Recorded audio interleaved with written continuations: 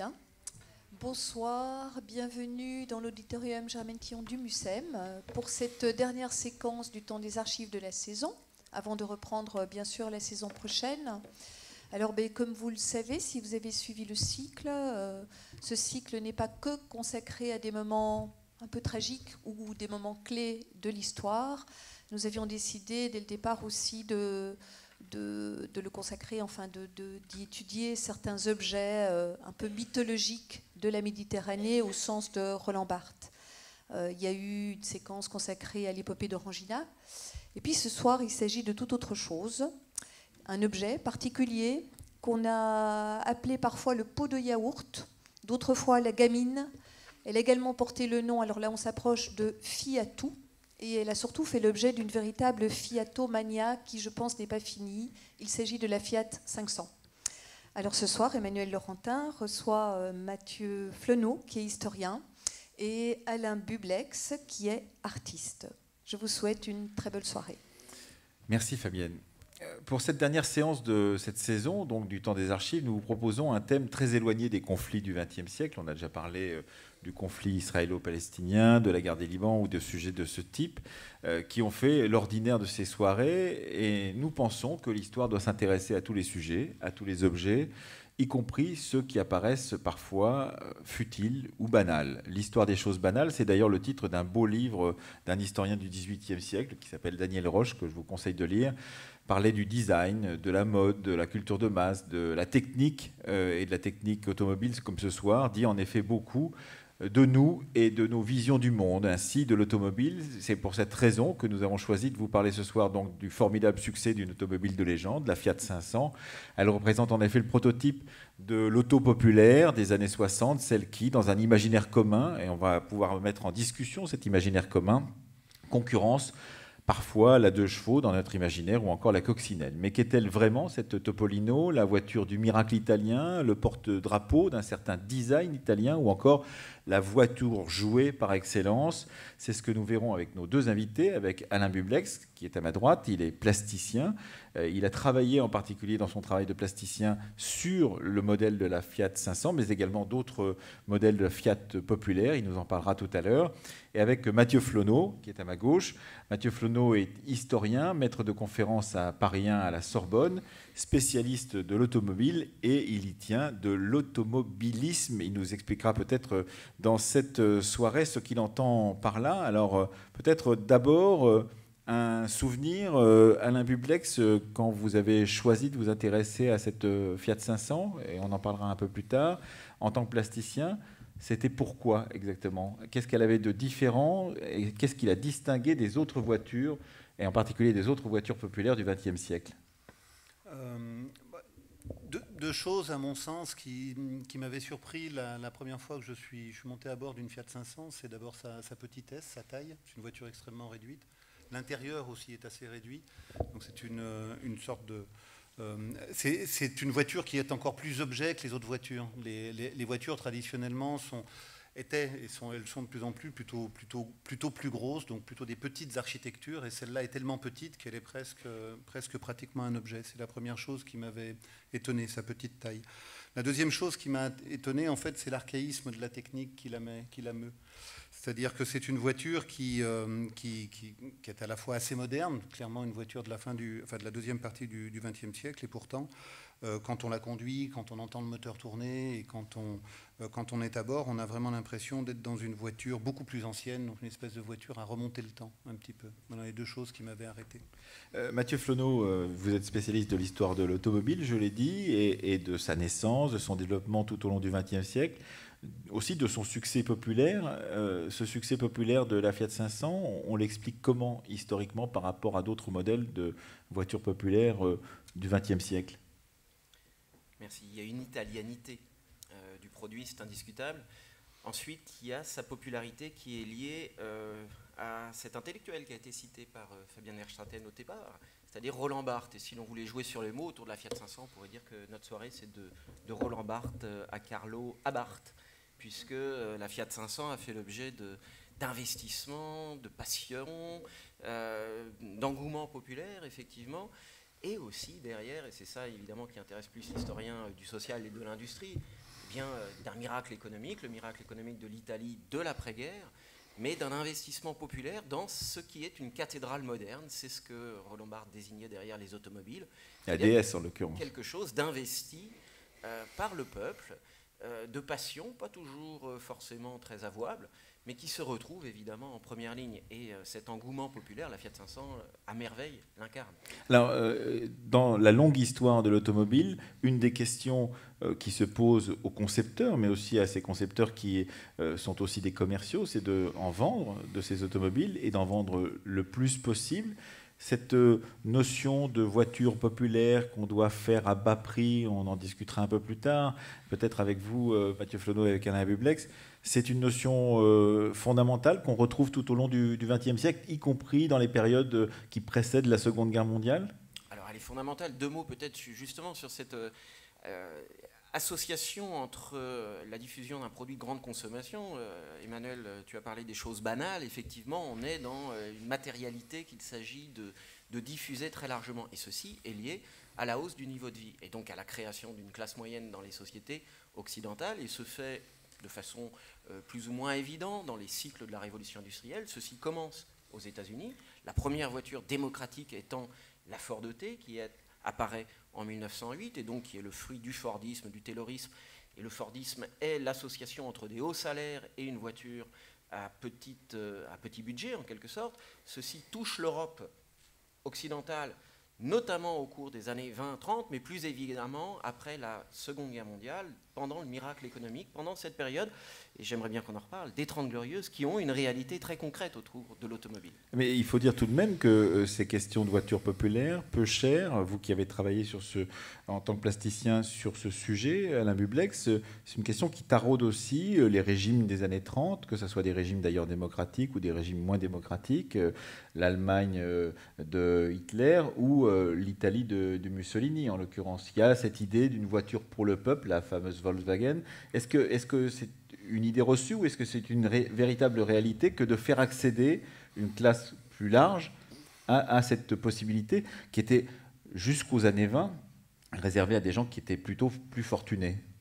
Oui, je crois qu'il y a 2 choses. C'est vrai qu'il y a l'idée de vendre, enfin de vendre le plus possible de voitures, mais de faire en sorte que le plus possible de gens dans ces pays aient des voitures. Ça participait, je crois, à une part de l'idéologie de ces régimes qui était moderniste quand même. On a tendance à toujours les observer du point de vue des conséquences, c'est-à-dire à partir de la fin de la guerre. Mais en réalité, dans les années 30, une grande part de la communication et de la manière dont se présentaient ces régimes était basée sur le modernisme. C'est-à-dire on va trouver des solutions techniques aux problèmes que nous rencontrons. Une des solutions techniques aux problèmes de la mobilité, c'est l'automobile. C'est faire des voitures pour que la société aille mieux. C'est un futur rêvé, quoi. Dans l'exposition d'ouverture ici au MUSEM, il y avait effectivement ce lien entre ces futuristes italiens, par exemple, et le régime mussolinien, le culte de la vitesse qui allait aussi avec l'exaltation de la vitesse, même qui allait aussi avec cette idée d'un personnage qui était donc Mussolini, qui était censé, à leurs yeux, pour certains d'entre eux, pas tous, l'incarner, Mathieu Flonneau. Oui, et puis Filippo Marinetti, lorsqu'il écrit en français le manifeste du futurisme, cite explicitement l'automobile et ses tuyaux d'échappement qui sont, d'après lui, plus beaux que la victoire de Samothrace. Tout de même, il faut revenir sur l'ambition de la citation, qu'à certains égards, à laquelle je souscris. Il y a des éléments qui, évidemment, autour de cette modernisation, de cette utopie, d'une société qui s'affranchirait des pesanteurs du passé, et ce qui rend l'automobile à certains égards dangereuse, effectivement, en temps de conflit, en temps d'idéologie, parce qu'elle est un instrument, et cet instrument, il est lesté d'idéologie, évidemment. Alors, avant de regarder la première archive, il faut dire que la plupart de ces archives se trompent, puisque tout ce qu'on va entendre, dit par certains de mes confrères à la télévision ou à la radio, est, disons, suspect aux yeux des historiens ou des spécialistes comme Alain Bublex. Par exemple, ils disent tous que la Fiat 500 née en 1957, on peut dire, Mathieu Flonneau, qu'il y a une première tentative, même si elle n'est pas exactement la même, qui date de l'entre-deux-guerres, et que la Fiat 500 naissant en 1957 est, disons, une évolution radicale de cette première tentative. Oui, c'est un sujet sérieux, donc il faut revenir aux sources. Et il y a des Fiat 500 déjà dès les années 30. Et donc il y a des designers italiens, Rodolfo Strasser, qui ont effectivement pensé déjà la Fiat 500. Mais telle qu'elle réapparaît, ce n'est plus la Topolino d'avant-guerre, telle qu'elle réapparaît, 2 ans avant d'ailleurs la Mini. On est dans une logique là d'internationalisation de ce concept de voiture populaire, à consommation réduite, à budget réduit, une voiture de masse, une voiture aussi issue de la pénurie, du monde de la pénurie. C'est-à-dire que le souvenir de la guerre est là encore derrière ces voitures. La 4 chevaux en France, la 2 chevaux sont des voitures de pénurie avant d'être des petites voitures pratiques dans les embouteillages, comme on va le voir dans les archives. Donc il y a une idée de la motorisation pour tous qui est déconnectée des nécessités d'usage de la mobilité contemporaine. Alors, premier extrait, donc une archive sonore qui dure peu de temps, mais qui date de 1975. En 1975, on annonce donc l'arrêt de la production de la Fiat 500, celle qui est donc née 25 ans plus tôt, même pas, donc en 1957. On écoute cette première archive.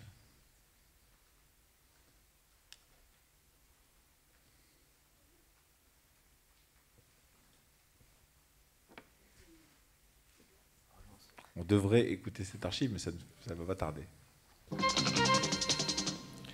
Parmi les voitures qui ont marqué le monde de l'automobile pendant plusieurs années, il est impossible de ne pas citer la petite Fiat 500, dont la grande firme de Turin vient d'annoncer la fin, Tommy Franklin. En effet, les chaînes vont s'arrêter et cette minuscule voiture, qui en France était plutôt celle de madame, laissera certainement un bon souvenir à toutes celles, et même ceux, qui en avaient fait surtout un instrument de commodité. Par contre, les Italiens s'en sont souvent servis comme d'une véritable berline, partant même en vacances avec à travers l'Europe. Il fallait le faire. Née en 1957, elle nous quitte ayant tout juste atteint sa majorité. 4 millions de Fiat 500 circulent sur les routes du monde et il faut rappeler que ce modèle avait été si bien conçu qu'il a été très peu modifié depuis son origine. En très petite cylindrée, Fiat va maintenant axer son effort sur la 126, un peu plus sophistiquée. Voilà donc cette première archive. Alors Alain Bublex, puisque vous avez pointé déjà en écoutant dans la séance préliminaire les erreurs de nos confrères journalistes, qu'est-ce que dit Tony Franklin qui serait si faux que cela à propos de cette Fiat 500 ? Plein de choses en fait. de prétendre que la carrière de la Fiat 500 est exceptionnelle, par exemple, c'est un peu curieux. Je veux dire, 4 millions de voitures vendues, c'est bien, mais c'est rien comparé à ce que Ford avait vendu de la Ford T, 18 millions. Mais surtout rien de ce que Volkswagen a vendu de la Volkswagen, 22 millions. Et surtout des carrières de ces voitures. Enfin, la Volkswagen, la production a commencé en 1939, elle s'est achevée après la Fiat 500, enfin, dans les années 80, elle était encore fabriquée au Mexique. Donc, bon, c'est toujours prendre une nouvelle, une information et en faire quelque chose comme ça de très emphatique. Enfin, effectivement, elle était très bien conçue puisqu'elle était copiée sur le travail de Ledvinka, un ingénieur tchécoslovaque qui a travaillé donc pour Tatra dans les années 20 et qui a inventé un peu, qui a totalement inventé la manière dont les voitures ont été conçues à partir des années 20 et 30 et d'où est issue la Fiat 500. C'est quoi ce milieu de l'automobile italienne tel que vous avez pu le percevoir dans votre travail de plasticien en travaillant sur cette Fiat 500 ? C'est quoi ? Il y a une particularité italienne ? Je poserai la même question à Mathieu Flonneau ensuite, dans la conception, dans la vision de ce qu'est l'automobile, dans l'évolution, en particulier à travers évidemment la firme la plus connue, c'est-à-dire la firme Fiat. Oui, il y a deux choses en fait qui caractérisent l'industrie italienne. Il y a le travail de motoristes tout à fait exceptionnels qui donneront des voitures de sport, un engouement pour la course et pour le sport automobile qu'on trouve beaucoup moins, par exemple, dans un pays comme la France, qui a peut-être un équivalent en Allemagne, mais qui est beaucoup moins marqué en fait en France. Et l'intégration très tôt d'une énorme entreprise, Fiat, qui va construire des usines et investir en fait une ville pour faire une ville de l'automobile comme c'est passé aussi aux États-Unis et ce qui est finalement assez rare. C'est-à-dire Turin en Italie est une ville qui est principalement axée sur l'industrie automobile, la recherche autour de l'automobile, etc., qui intègre énormément de petites sociétés autour de la société principale Fiat pour la recherche, pour le design, pour le développement, etc. Et c'est un tissu qu'on ne retrouve nulle part ailleurs, si ce n'est à Détroit, dans les années 50 et 60. Mathieu Flonneau, sur ce point, justement. Dans ce que dit Alain, il y a plein de choses exactes. On est dans l'Italie du Nord, l'Italie industrielle, l'Italie qui, entre Milan, qui va développer Alfa Romeo par la suite, et puis Fiat, qui est fondée. Donc, quand même, rappelez la fabrique industrielle d'automobiles de Turin. C'est cela, la Fiat. Et donc, qui est fondée, elle, en 1899, qui va essayer... Dans l'ancienne capitale de l'Italie, d'ailleurs. Précisément, la première capitale de l'Italie, ça il faut le rappeler, parce qu'on est dans le cœur moderne, le cœur de Cavour, le cœur qui parle français d'ailleurs, il faut le dire. Cavour n'a jamais parlé italien avant d'être au pouvoir. Et donc dans cette Cocorico. logique-là, on est dans Il y avait encore des dirigeants étrangers qui parlaient le français à l'époque. Voilà. Enfin, derrière l'italianité, il y aura de l'Europe à évoquer en ces temps un peu sombres. Donc il y a des éléments là autour de cette tradition industrielle turinoise qui sont très intéressants et qui, naturellement, au travers des grandes usines à Turin, et il y en a des monumentales qui demeurent en activité, donc il y a Mirafiori, dont peut-être nous parlerons un petit peu tout à l'heure, mais il y a aussi surtout le Lingotto de Turin qui aujourd'hui a été réhabilité et cela transparaissait... Centre commercial et hôtel de luxe aujourd'hui. Voilà, cela transparaissait du propos d'Alain Bublex. Il y a un différentiel de mémoire entre la France qui a du mal, évidemment, à cultiver cette mémoire avec des musées qui sont tout de même problématiques autour du patrimoine automobile en France, alors que l'automobilisme est bien exposé, notamment à Turin, autour d'un musée national de l'automobile, et à tout le moins c'était une nécessité, et surtout la réhabilitation de lieux. Alors le Lingotto, très clairement, cela aurait pu être en France l'île Seguin de Renault. Il y aurait eu un public, et quand on voit le désastre qu'est l'île Seguin, c'est enregistré, je le redis, le désastre qu'est l'île Seguin, eh bien évidemment, il y a une mémoire différentielle. Et il y a une mémoire malheureuse de l'automobile en France que l'on ne trouve pas en Italie. Jusque dans la performance, parce que les entreprises françaises ne sont pas non performantes. Le meilleur motoriste de Formule 1, il était français, c'est Renault. Mais évidemment, la tradition l'associe, cette performance, aux voitures rouges italiennes, voitures nationales italiennes, donc les Ferrari notamment. Avec un milieu aussi urbain, un milieu d'entrepreneurs du nord de l'Italie, comme l'a dit Mathieu Fleuneau, mais aussi un grand milieu ouvrier, parce que ces usines, que ce soit la Fiat, Pirelli ou Alfa Romeo, emploient des dizaines de milliers, même des centaines de milliers d'ouvriers dans la période de l'après-guerre, en particulier Alain Bublex. Oui, dans une grande concentration sur le nord de l'Italie, entre Turin et Milan. C'est là aussi que se trouve il faut monter des ouvriers etc., avec beaucoup de petites entreprises très innovantes. Mais il y a une autre particularité en fait à l'Italie, ça m'est revenu en vous entendant parler, c'est le Polytechnique de Milan. C'est une école qui forme à la fois des ingénieurs, des architectes et des artistes dans les mêmes locaux et dans les mêmes cursus. Ce qui fait qu'il y a des échanges permanents dans cette école. Enfin, c'est l'équivalent en fait de Polytechnique ou de Centrale. Il y en a un également à Turin. Et il y en a un à Turin. Donc c'est une très grande école qui forme énormément de designers et qui a dans les années 50 et 60 jusque dans les années 80, en fait, provoqué de véritables bascules dans le monde du design. Donc il y a eu de très grands designers du plastique, de très grands designers de l'automobile, plusieurs très grandes sociétés qui sous-traitent pratiquement tous les dessins de design automobile sont basés en fait à Turin. Alors on va regarder une petite archive qui évoque une autre période, enfin la même période, mais disons un autre objet, à savoir un objet très célèbre aussi, le scooter Vespa, c'est l'archive numéro 4, je crois, le scooter Vespa, donc, qui est d'une sorte de pendant dans la mythologie italienne, pendant à 2 roues, de la Topolino à 4 roues. On écoute cette archive qui date de 2006.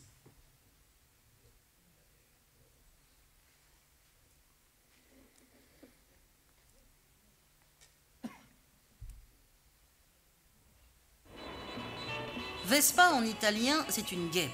Rapide, petite, fuselée, passe-partout, la Vespa est le symbole de l'Italie d'après-guerre, des petites rues de Rome et de la Dolce Vita.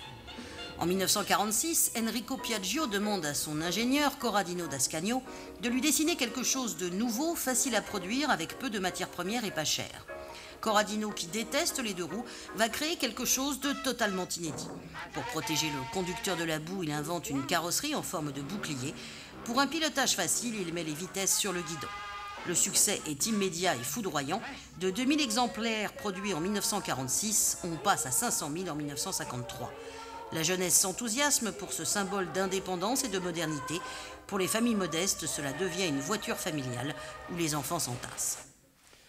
Alors là aussi, on va pointer les erreurs ou les vérités à l'intérieur de ce petit reportage très court qui date donc de beaucoup plus tard, en 2006, et qui, d'une certaine façon, profite d'une sorte de vague de nostalgie à l'italienne des années 60. On entendait le premier mot, le mot de Dolce Vita, et évidemment, ça fait ressurgir dans la mémoire de tous ceux qui regardent ce reportage, à la fois les films de Fellini, mais aussi ceux de Pasolini de la première époque, Alain Bublex. Oui, de Vacances romaines aussi, qui a popularisé le scooter.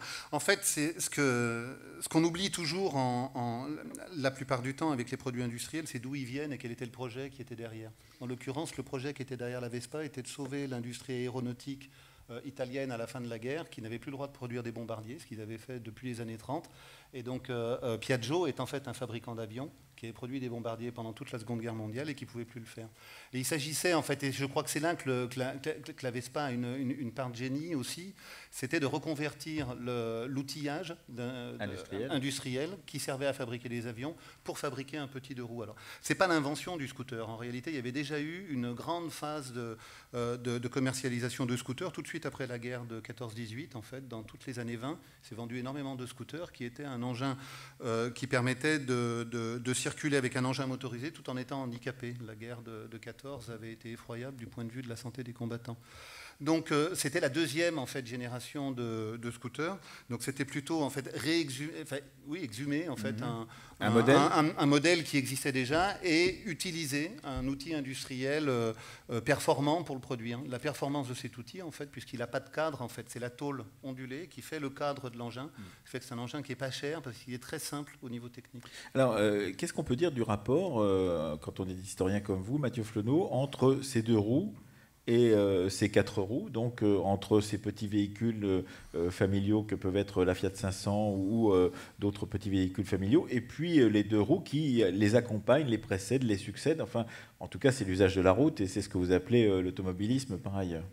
Voilà, c'est la vie qui va avec. L'allégresse italienne, c'est Audrey Hepburn. On est effectivement là dans une dimension de légèreté. Enfin, on est dans la grande bellezza, s'il faut des références. Là, véritablement, c'est quelque chose qui s'associe à cette manière de vivre qui va donner des clichés, et l'Italie est associée... Des idées reçues, mais qui parfois ont un fond de vérité. Une idée fausse, c'est un fait vrai, évidemment. Et donc ces idées fausses qui sont des faits vrais, on les retrouve là, véritablement, à l'œuvre. Et derrière cette mémoire, parce qu'il y a toute une nostalgie, ça a été évoqué, on va ressusciter. La Fiat 500 ne va pas, échapper à la chose, puisqu'elle va être, en quelque sorte, reproduite par la suite. Et donc, il y a un jeu sur le rétro que les Italiens savent faire à merveille, et peut-être plus légèrement que d'autres. Et la question était aussi sur... le rapport entre deux roues et... Voilà, de deux roues à quatre roues, je dirais que le deux roues, il est très sous-évalué et très sous-estimé. C'est-à-dire que la vraie motorisation, le point de départ, il part justement de quelque chose qui est moins cher par définition, le deux roues, qui est plus léger, plus facile à stocker, etc. Et donc la dernière image est très intéressante parce que 5 sur un scooter, j'ai vu ça en Inde il y a 2 ans. Et donc c'est quelque chose qui évidemment fait sourire aujourd'hui l'occidental, mais qui là-bas est quelque chose qui est une donnée de la vie quotidienne. Il y a un travail sur le rickshaw qui se fait ces temps-ci chez certains anthropologues par exemple, et qui voit comment le rickshaw est parti de ces régions donc, du sous-continent indien pour revenir curieusement dans le bassin méditerranéen. J'ai appris ça en venant ici il y a quelques temps. Alors si on parle justement de cette force des modèles, eh bien, il y a un modèle tellement fort qu'au bout du compte, on veut le reconstruire. C'est l'archive numéro 3, donc c'est la renaissance du modèle de la Fiat 500. On est en 2007, et en 2007, on fait renaître la Fiat 500, mais avec force argent, force marketing et avec beaucoup de moyens, donc pour justement dire que la Fiat 500 n'est pas morte, il y aura une nouvelle Fiat 500.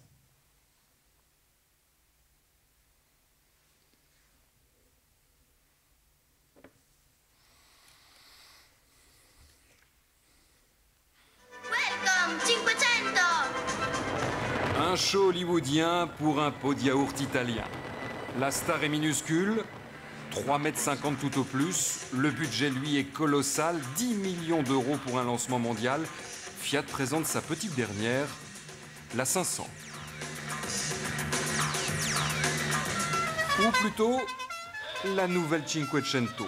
Dans le même temps, dans les rues de Turin, on célébrait hier les vertus de sa grande sœur, née il y a 50 ans, jour pour jour. C'est son côté pratique dans les bouchons. C'est le concept qui me va bien. Je roule depuis 18 ans avec cette Fiat 500 et j'en suis très content. Et pour ces nostalgiques Fiat a tout compris, on applique la même recette 50 ans plus tard. Habitabilité, petite taille, faible consommation, bref, la firme italienne joue sur le mythe. je pense qu'on dépensera largement moins en publicité classique que dans un produit normal. Je pense qu'on se retrouvera certainement d'un point de vue financier.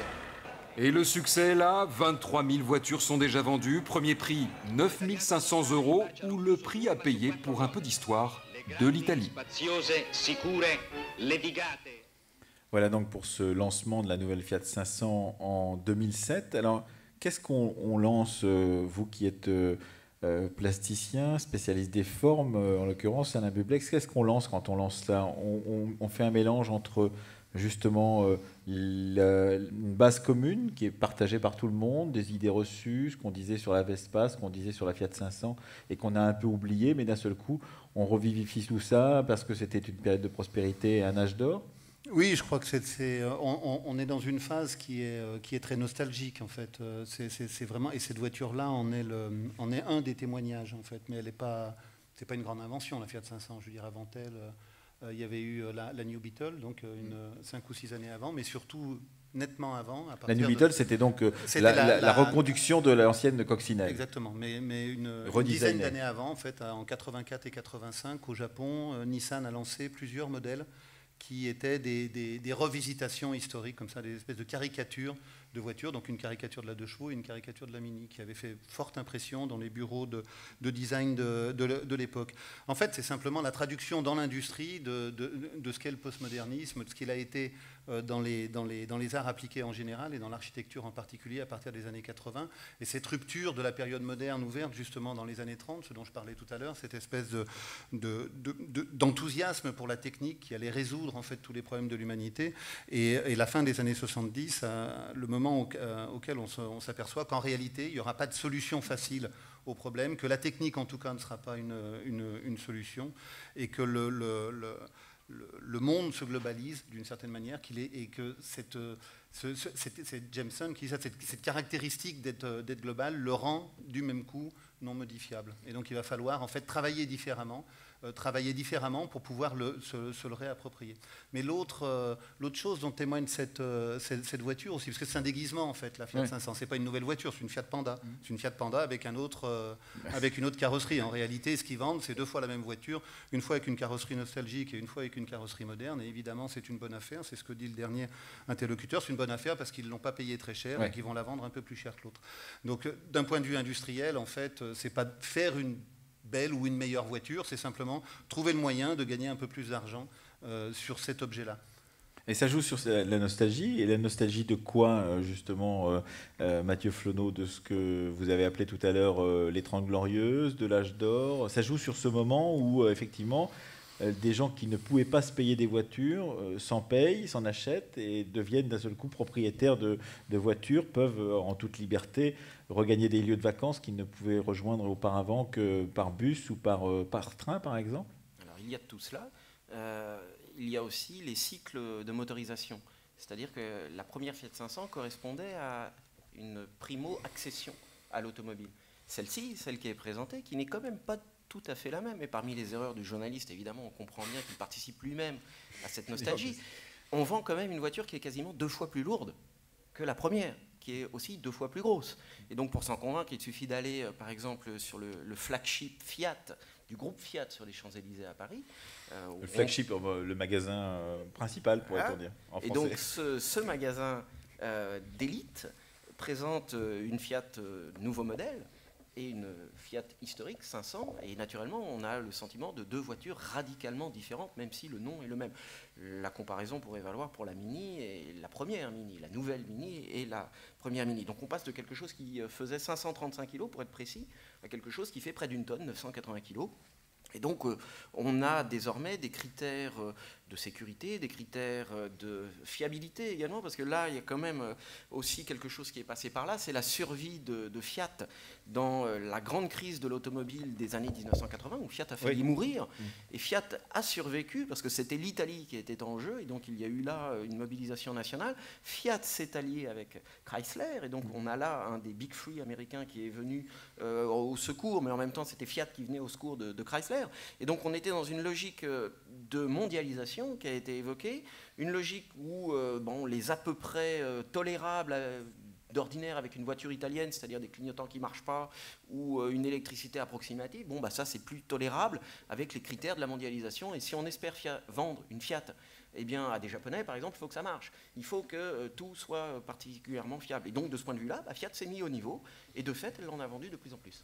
Alors, quand on parle de quelle nostalgie et à quoi cela fait référence, on peut regarder tout de suite l'extrait numéro 7, l'avant-dernier extrait de notre sélection, donc grâce à nos amis de l'INA. Et là, en l'occurrence, donc, on va voir à quoi correspond en 1963 cette idée de l'automobile, une automobile qui permet la liberté, en particulier sur la route des vacances.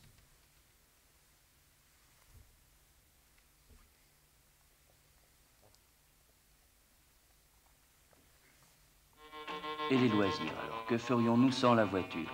Imaginez-vous des vacances sans elle, comment accéder à ces rivages ensoleillés? En train, pliant sous le poids des bagages, vous n'y pensez pas.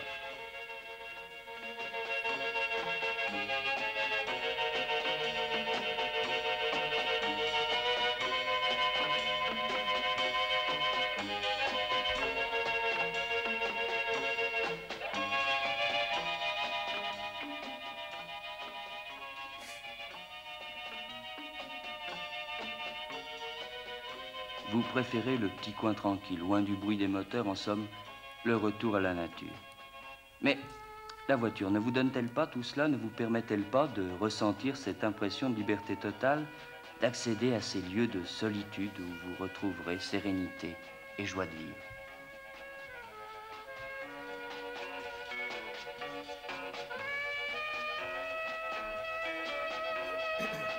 Que seriez-vous sans la voiture?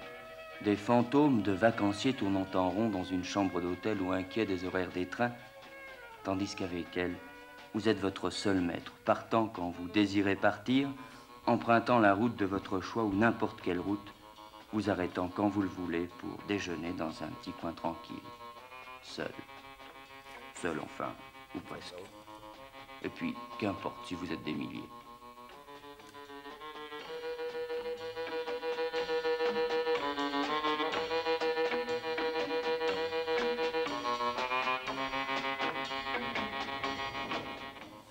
Alors, ce dont on est nostalgique, c'est quoi? C'est le camping au bord de l'autoroute ou au bord de la route. C'est la possibilité de se rendre en vacances. C'est la liberté des corps aussi, parce qu'on voit que là, on est totalement décontracté au point de vue de l'habillement. Mathieu Flonneau. Oui, bon, on ne peut pas forcément souscrire à tout cet idéal de vie qui est présenté là. Néanmoins, bon, il y a du fanfaron de Dino Rizzi qui est derrière. Tout à l'heure, d'ailleurs, il y avait le klaxon 3 tons dans une archive. Bon, il y a aussi le grand embouteillage de Comencini. Et donc là, bah oui, c'est il n'y a pas encore Week-end de Jean-Luc Godard. Ouais. Ça va pas tarder. Et puis en Fiat 500, c'est dangereux le week-end, parce qu'un accident, c'est... Voilà. Donc on est quand même dans une logique où l'automobile touche sa contradiction, son paradoxe. C'est-à-dire qu'évidemment, c'est un objet de liberté, un objet d'émancipation personnelle, familiale. Et là, on peut se garer sous les pins n'importe où, il n'y a pas de parking obligatoire, on se met où on veut. Stationnement payant, y a pas, voilà. On est dans une logique effectivement où l'automobilisme est perçu comme étant ce corollaire de la hausse du niveau de vie nécessairement qui va avec une augmentation de soi. Il y a des très beaux textes littéraires d'ailleurs à ce sujet. Puis on constate que justement cette veine littéraire, celle de Sagan et d'autres, elle s'épuise. Le romantisme automobile, à partir du moment où tout le monde a une automobile et se retrouve sur autoroute A8 et au péage, là c'est moyen. Et donc cette logique d'embouteillage, elle vient finalement caractériser le paradoxe automobile et la fin de cette ère d'expansion absolue. Et évidemment, ce dont on est nostalgique, c'est de ces autoroutes à vitesse libre. Alors, on n'était pas très dangereux en Fiat 500 de ce point de vue-là, mais enfin, c'est une logique où, effectivement, on pouvait quasiment faire ce qu'on voulait. Alain Bublek, sur cette vision comme ça nostalgique du passé ou de la liberté donc, telle qu'elle était dressée dans ce reportage des années 60, du début des années 60? Je crois qu'on n'est jamais nostalgique que des périodes qu'on n'a pas vécues, en fait. Oui, Mathieu n'était pas né en 60. En tout cas, n'était pas automobiliste en 50. Ça, on peut en être sûr. Non, mais c'est vrai, je crois. Il y a un peu de ça. Mais ce qui m'étonne, en fait, dans dans ce reportage-là, en fait, c'est l'ironie. Le ton du commentaire est ironique. Et il fait un bon contrepoids avec ce qu'on a vu juste avant, avec la présentation de la Fiat 500 moderne, la Nueva 500, où on sent bien que le commentaire, en fait, il est juste emphatique, il colle au réel, il transmet simplement le dossier de presse de Fiat, et lui aussi, il se met à vendre des voitures. Alors que l'autre, en fait, il est un peu plus distancié, il est ironique,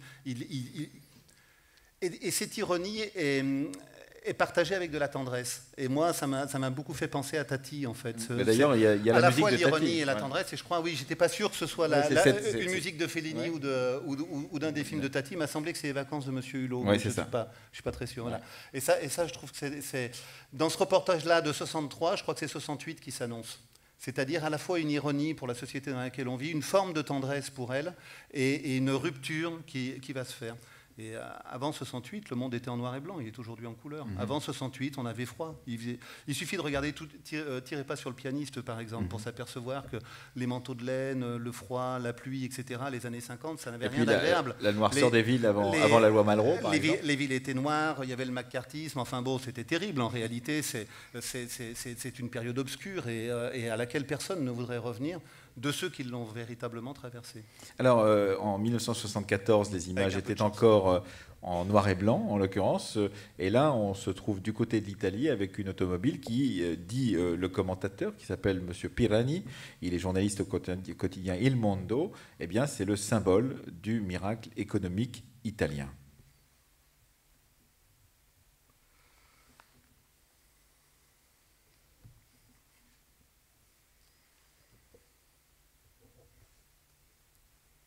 Oui, la machine, c'est quelque chose d'assez vénéré, surtout dans les couches plus populaires de la population, plus pauvres, disons, pas tellement pauvres, mais pas riches.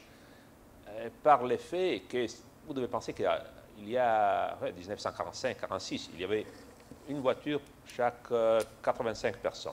Aujourd'hui, il y a une voiture chaque 4 personnes et demie. Alors c'est une moyenne très élevée, pas la moyenne des autres pays européens, mais quand même une moyenne très élevée. Et la motorisation a poussé beaucoup plus vite que les revenus, 3 fois plus vite que les revenus dans les années passées, et sont justement les couches populaires qui ont touché la voiture. Si vous pensez à ce qui était la 600, la 500, la Topolino, ce qu'on appelait une fois la Topolino, c'est-à-dire les petites voitures Fiat, ont été vraiment les symboles que l'Italie était sortie de cette histoire séculaire de pauvreté, liée à l'agriculture, à une économie très pauvre, était arrivée à symboliser avec cette voiture quelque chose, une Italie industrielle. Alors là, on est au cœur d'un sujet qui vous intéresse, en l'occurrence Mathieu Fleuneau, ce rapport entre l'économique, le social, le culturel, et on peut dire qu'il y a un discours de la Fiat 500 pour l'étranger, c'est-à-dire en gros la voiture amusante, le design rigolo, le petit côté effectivement de voiture pour madame, comme disait le premier reportage qu'on a pu entendre, et puis de l'autre côté une vision de la Fiat 500 pour les Italiens qui représente autre chose en l'occurrence. Ah oui, mais la chose est très sérieuse, la chose est d'unité nationale, tout simplement. C'est-à-dire qu'entre le nord industriel de l'Italie et le sud, il y a une autoroute, l'autoroute du Soleil. L'autoroute du Soleil qui d'ailleurs, intéressant, est dans les lieux de mémoire italiens. Les lieux de mémoire français de Pierre Nora n'ont fait aucune place à la culture de l'automobilisme et à la culture automobile. Alors qu'on pourrait très bien y voir la 4 chevaux, on pourrait très bien y voir la 2 chevaux, on pourrait très bien y voir la Nationale 7. C'est sûr. Bon, et ben, lorsque la collection chez Moulineau lance l'exploration de tous ces lieux de mémoire qui composent par touche, de la pizza à la mamma, donc de la gastronomie à la famille, et ben, on passe sur le sujet industriel, sur le sujet de l'automobile, et l'autoroute du Soleil est également présente. Mais lorsque on évoque cette unité italienne, c'est évidemment un nord industriel très puissant. Je rappellerai simplement que la région de Milan en Europe est la plus riche d'Europe, et le sud est la région la plus pauvre d'Europe. Et donc de ce point de vue-là, il y a une... Et d'ailleurs, les ouvriers du Sud montent dans les usines du Nord pour y travailler, ce qui va d'ailleurs poser un problème dans les années 70, exactement au moment où parle M. Pirani, puisque c'est le début des grandes grèves, enfin c'est ce qu'on a appelé le mer en pan à partir de 1969, et puis les grandes grèves dans toutes ces usines du nord de l'Italie. Il y a toute une histoire sociale prégnante, effectivement, une histoire du terrorisme également qui serait... Ah oui, puisque c'est là où naissent en particulier les Brigades Rouges et Prima Linea. Et je ne te l'apprendrai pas.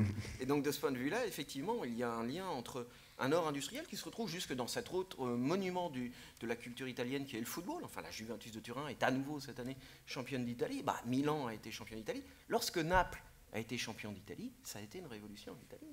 Et donc, merci Maradona. On est là dans une logique où le Sud a toujours été perçu comme étant arriéré, avec mépris aussi par le Nord, y compris Rome. Alors Rome, ce qui sauvait la dignité des lieux, c'est la dimension pontificale, mais enfin, il y avait quand même ce mépris du Nord pour le Sud. L'automobile permettait, par la mobilité qu'elle autorisait, une liaison, au moins une liaison. Est-ce qu'il y a des récits autres que les récits journalistiques, selon vous, Alain Bublex, qui nourrissent cet imaginaire? Vous citiez tout à l'heure Vacances romaines de William Wyler pour évoquer donc la destinée dans l'imaginaire de la Vespa. C'est la même chose pour l'automobile, et en particulier pour ces automobiles italiennes. Est-ce que les autres récits sont nourris par cet imaginaire du film, par cet imaginaire des romans, par ces questions, pourrait-on dire, de fiction? Je n'ai pas de réponse directe à cette question. Très probablement, mais rien ne me vient à l'esprit. Mais je crois quand même que l'automobile est un objet qui est plus central dans la société industrielle du XXe siècle que ne l'avait été le deux roues, si on peut les différencier véritablement. Si tu permets, Alessandro Baricco a écrit des romans superbes sur l'automobile. Il y a Questa Storia de Baricco, c'est le plus beau roman, je trouve, sur l'automobile. Est-ce qu'on peut distinguer d'ailleurs, dans cette vision de l'Italie vue de l'extérieur, est-ce qu'on peut distinguer par exemple la Vespa de la Fiat 500, de la Ferrari et du modèle de bateau Riva qui sert autant dans les films de Brigitte Bardot que dans d'autres films comme étant un symbole à la fois du luxe et de la vitesse et d'une certaine classe italienne, Mathieu Flonneau?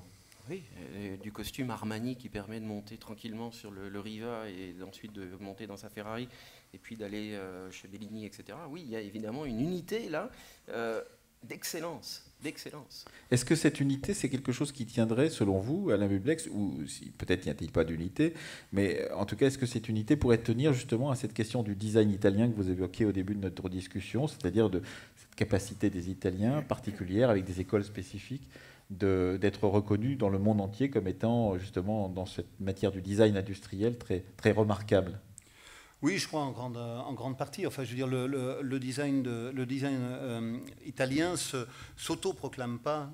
En fait, il est reconnu simplement. C'est-à-dire que les objets qui ont été produits en Italie dans toute l'après-guerre jusqu'à nos jours ont souvent été remarquables et régulièrement révolutionnaires. Depuis la petite cafetière Bialetti jusqu'à la voiture. Oui, en passant par la production d'Olivetti, la Valentina, la première machine à écrire portable, donc le Vespa, des voitures, le mobilier des années 50, le mobilier en plastique de Colombo, et puis surtout, enfin, pour ce qui nous touche de manière plus directe, en fait, la dernière grande révolution du design qui a été la révolution de Mendini et de Sottsass, avec les objets qui sont devenus des objets en fait qui n'étaient plus totalement fonctionnels, mais poétiques et bavards, dont Stark se sera largement inspiré et pour ironique, sa production. Et très ironique et très décoratif. En fait, le monde dans lequel on vit aujourd'hui, c'est-à-dire ces appartements dans lesquels de nombreux objets sont presque des sculptures, en fait, sont appréciés autant pour leur usage que pour ce qu'ils évoquent d'une manière très libre et très littérale, en fait, un peu comme des cases de bande dessinée, à la fois colorées et simples et analogiques. Ce monde-là, ces objets-là ont été créés à partir de la fin des années 70 par Mendini et Sottsass en Italie du Nord. Alors, venons-en à votre propre travail, puisque je ne montrerai pas à la salle entière ce que vous avez dessiné pendant qu'on est en train de discuter. Vous avez fait des dizaines de petits crobards avec des Vespa et des voitures, mais montrez-nous votre travail et expliquez-nous comment, en tant que plasticien, vous vous êtes inspiré justement de cette expérience de la Fiat 500 pour travailler aujourd'hui sur cette forme-là et ce que ça vous fait dire justement de cette évolution entre les années 50 et aujourd'hui. Oui, c'est rapide. Oui, donc ce qui m'a intéressé, en fait, quand j'ai commencé à m'intéresser à la Fiat 500, mais vous avez probablement dû déjà le sentir un peu dans la nature de mes interventions, c'est moins l'objet sociopolitique de la voiture que l'objet technique lui-même. Et c'est en cela que vous êtes très complémentaire de Mathieu Flonneau. Alors continuez justement. Mais en fait, je ne me suis pas intéressé directement à la Fiat 500. En fait, je me suis intéressé d'abord à la voiture qui l'a remplacée.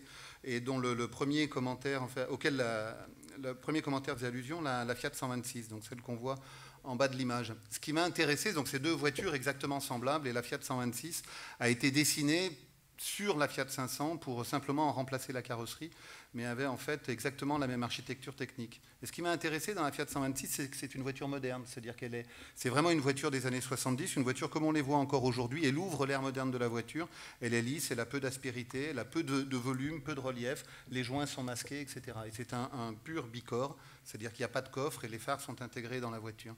Et j'ai été surpris par ça parce que c'est une revendication de Fiat dès le départ. On voit là une photo de la présentation de Fiat à Milan au moment de la présentation de la 126, et il montre la voiture au milieu d'un stand sur lequel est présenté le meilleur du design italien. On reconnaît les chaises de Castiglione, etc. Et puis les graphismes, les affiches d'Alessi, etc.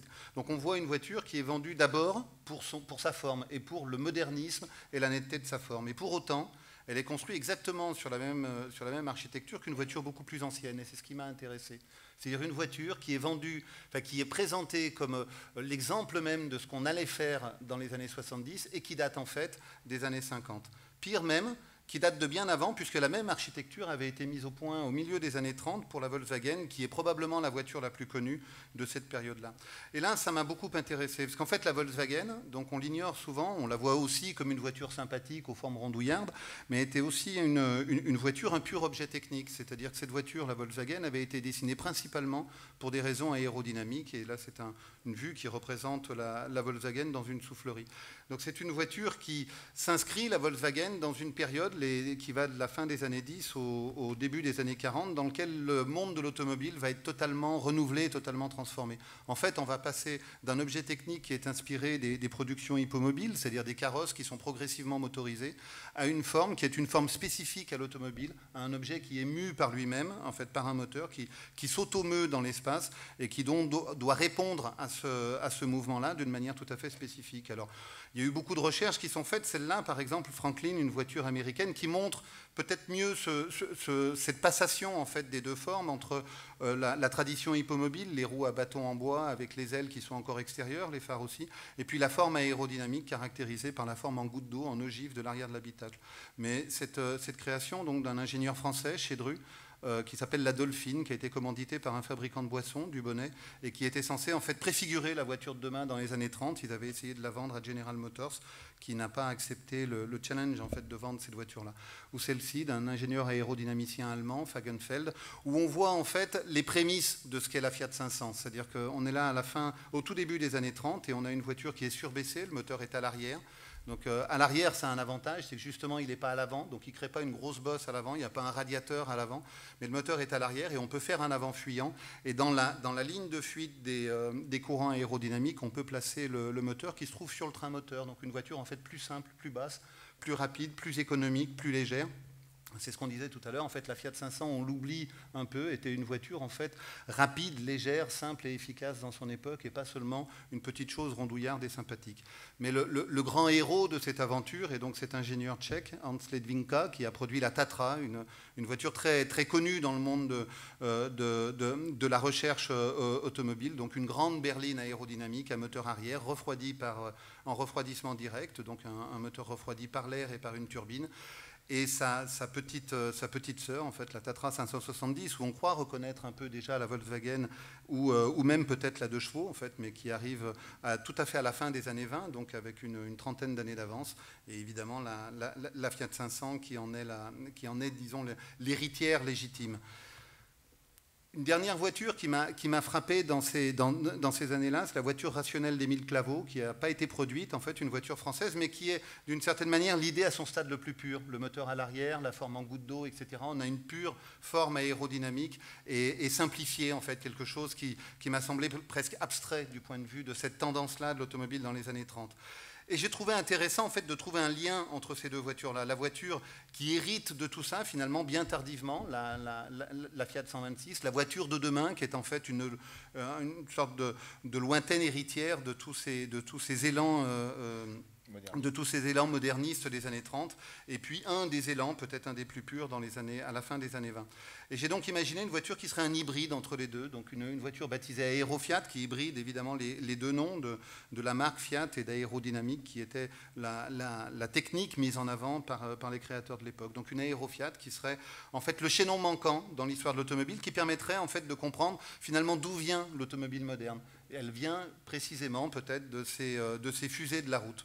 Et j'ai décidé, en fait, après l'avoir dessinée, de construire une Aéro-Fiat, donc d'hybrider une Fiat 126 avec son histoire, dans une construction extrêmement simple, réalisée en bois et en carton, mais qui permettait néanmoins d'avoir quelque chose comme un engin roulant, une maquette qui permettrait d'observer dans le paysage, en fait, cette hybridation technique entre le monde d'aujourd'hui et sa source. D'une certaine manière, un film j'ai réalisé un film par la suite dont on ne verra pas d'image ici, si ce n'est des images arrêtées comme ça, où la voiture évolue, il lui arrive des aventures, etc. Enfin bon, c'est un film palpitant de 12 minutes où on s'ennuie, on peut le regretter.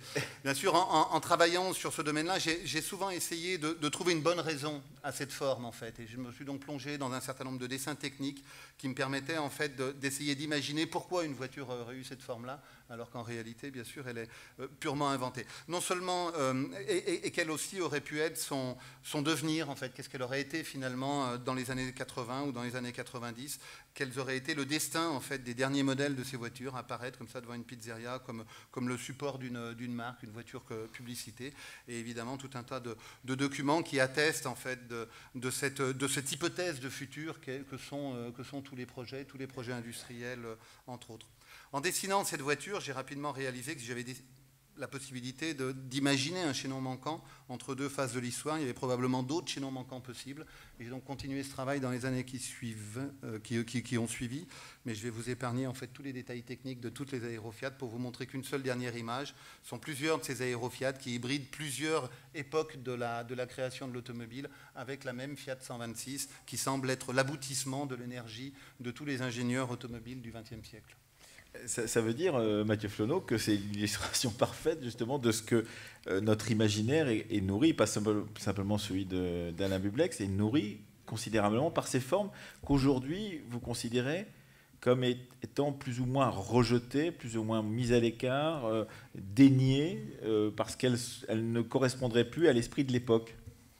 C'est peut-être un petit peu plus compliqué, mais la présentation d'Alain est effectivement très, très stimulante. Il faut absolument proposer le projet à M. Bolloré pour remplacer ces Pininfarina, designers italiens, qui sont les Autolib d'aujourd'hui, qui sont, à mon avis, bien moins belles que les voitures qui viennent d'être présentées. Donc, pour rebondir vraiment, oui, il y a une épaisseur culturelle, politique, sociale à ces formes.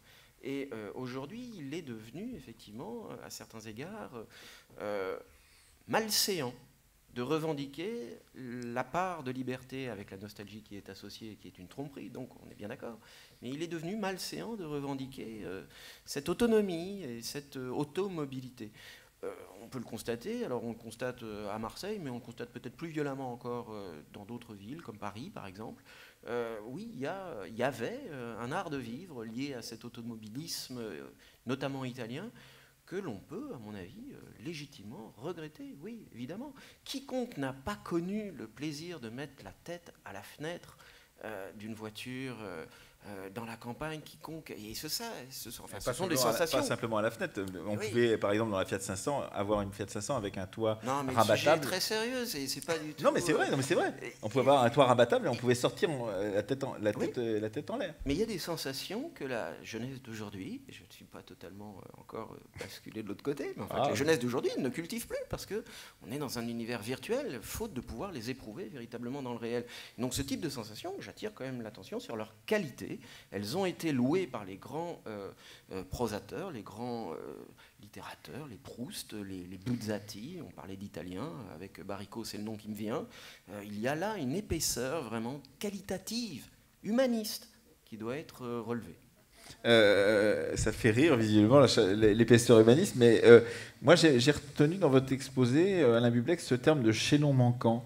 C'est-à-dire qu'il faut parler des automobiles comme vous en parlez, comme un paléontologue parlerait de la chaîne de l'évolution, c'est-à-dire ce sont des organismes qui sont presque des organismes vivants. En tous les cas, il faudrait justement rétablir une sorte de théorie de l'évolution automobile dont les véhicules que vous avez présentés seraient le dernier maillon.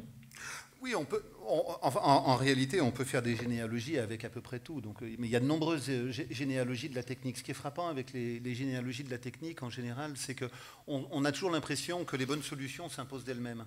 C'est-à-dire qu'on passe naturellement du gaz à l'électricité, etc. Non seulement on ne parle pas des échecs, mais on ne parle pas non plus des hasards qui sont liés à ça en fait, du fait simplement que c'est imprévisible. Ce qu'on appelle maintenant la sérendipité. Voilà. J'ai appris et du fait que c'est totalement imprévisible. C'est-à-dire qu'en réalité, l'innovation n'est pas une stratégie vers la réussite, mais est une série d'hypothèses effectuées qui se révèlent ou pas, en fait, fonctionnelles, mais qui peuvent se révéler non fonctionnelles de nombreuses fois avant de fonctionner véritablement. Mais je voudrais revenir sur cette idée de la conduite automobile qui est aujourd'hui totalement décriée, mais qui pour moi a toujours était aussi quelque chose de totalement différent de ce à quoi on l'assigne habituellement. On présente toujours l'automobile, et je crois que les parties des constructeurs automobiles en sont toujours convaincus, comme un moyen de transport efficace. Et je crois qu'en réalité, ce n'est pas le cas, et on le voit un peu aujourd'hui. C'est-à-dire, si on le généralise, c'est un moyen de transport qui n'est pas totalement efficace. En revanche, l'automobile provoque d'autres choses, en fait. Quand on conduit une voiture, on le sent tous, on est dans un état on utilise en fait un fonctionnement de mobilité du corps qui est tout à fait particulier et qui est comparable en fait à d'autres types de fonctionnement, notamment celui qu'on utilise quand on dessine. Quand on utilise une voiture et quand on conduit une voiture, en réalité, on ne pense pas. On ne pense pas à ce qu'on fait, on pense à autre chose. C'est-à-dire qu'on ne dit pas, attention, voiture à 2 mètres, 2 mètres 50, 2 mètres 50, hop, je l'ai passé, feu rouge à droite. Tout ça, on le voit sans le verbaliser, en fait. On le voit, le corps est dirigé, les actions du corps sont dirigées, en fait, par un mode purement visuel. C'est exactement la même chose qu'on fait quand on dessine, en fait. Quand on dessine, on ne pense pas à ce qu'on dessine. On est plongé visuellement dans le dessin, le corps est dominé par l'activité visuelle. Ce qui laisse assez libre le reste du cerveau pour penser, pour imaginer, pour avoir des idées. En dessinant, on a fréquemment des idées. C'est pour ça que le dessin est important pour les créateurs. Ce n'est pas tellement qu'il est important pour représenter le réel, mais c'est important parce qu'il occupe la main, et qu'en occupant la main, on pense avec la main. En fait, on a des idées en dessinant. On a des idées en commençant un dessin, alors qu'on ne sait pas encore ce qu'on va faire. Mais on a aussi des idées en conduisant. Donc, quand je travaillais dans l'automobile, parce que j'ai travaillé un court temps dans l'automobile, j'avais émis cette hypothèse qui n'a eu aucun succès, qu'en réalité, les automobiles n'étaient pas destinés à transporter les gens, mais étaient destinés à penser, qu'il fallait en fait produire des habitacles qui soient destinés en fait à imaginer des solutions aux problèmes qu'on ait d'une manière générale. Mais je crois que si on utilise autant la voiture, c'est pour ce plaisir-là, c'est-à-dire ce plaisir de vagabonder en réalité, de vagabonder dans ses pensées. C'est pour ça qu'on conduit parfois pour rien, qu'on fait un tour, comme on dit, ou qu'on traverse des morceaux de pays, pour vagabonder dans sa pensée. Les plus astucieux d'entre nous, peut-être, se font des itinéraires dans lesquels ils peuvent, à travers le pare-brise, faire succéder une série de séquences qui vont être particulièrement stimulantes. Et là, la voiture, en fait, rejoint une invention qui lui est temporairement liée, qui est le cinéma, en fait, la succession des images dans un cadre défini. Mathieu Flonneau. Il n'y a pas meilleure transition, le road movie intraduisable en français, ce film qui juxtapose des séquences où on mêle la route, c'est-à-dire l'environnement, les roadsides, ce qui se passe à côté de la route. Évidemment, la mobilité et la conduite en soi n'a pas grand intérêt, si ce n'est qu'on conduit à côté de gens que l'on a élus pour être à côté de soi, que l'on est libre d'y écouter sa musique, qu'on est libre globalement d'emprunter l'itinéraire que l'on veut, tenter si bien qu'on doit... Si tant est qu'on s'affranchit du GPS, qui finalement est un abêtissement supplémentaire, on est dans une logique là d'émancipation individuelle. Et je dirais que, alors je le dis moins bien pour le dessin que Alain Bublex peut le dire, mais pour la littérature c'est une évidence. Jack Kerouac, lorsqu'il écrit sur la route, lorsqu'il l'éprouve, lorsqu'il fait son rouleau qui ressemble tant à une route déroulée justement, eh bien, il crée des sentiments que la nature humaine reconnaît comme étant de l'art. Et donc on est là dans une transfiguration, dans un art de conduire, et l'un des premiers à avoir écrit sur l'art de conduire, Louis Baudry de Saunier, avait il est un peu oublié, il est moins connu que Jacques Kerouac quand même. C'était quand ça? C'est 1899, première édition. Et ça vient du cyclisme. Louis Baudry de Saunier a écrit sur le cyclisme, et puis après il a touché une qualité de sensation nouvelle que cette vitesse et ce sentiment de possession de l'univers est rendu possible par l'auto. Mais en quoi ça serait aujourd'hui difficile, impossible, justement, à expérimenter ce que vous dites tout compte fait, on peut encore conduire. On n'est pas, contrairement à ce que nous dit Mathieu Flodot, totalement. On n'a pas les policiers tout de suite derrière soi quand on conduit. Mais qu'est-ce qu'il y aurait de différent aujourd'hui dans cette pratique de la conduite par rapport à ce que vous décriviez tout à l'heure, Alain Bublex? Mais je crois qu'on a commencé à comprendre que si on pensait tous partager en même temps ce plaisir-là, on n'y arriverait pas simplement. C'est-à-dire que techniquement, enfin, je dis, les routes ne sont pas assez larges et assez longues pour nous accueillir tous en même temps.